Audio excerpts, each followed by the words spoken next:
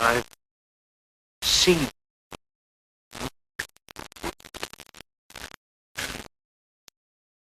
attack ships on fire.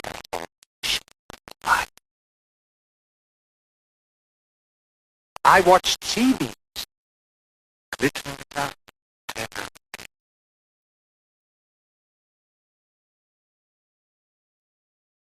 All the moments of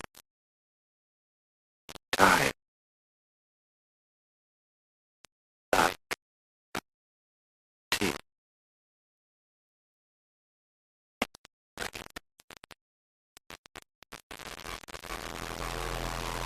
Time.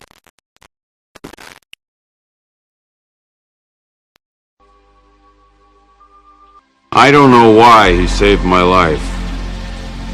Maybe in those last moments he loved life more than he ever had before. Not just his life. Anybody's life. My life. All he'd wanted were the same answers the rest of us want.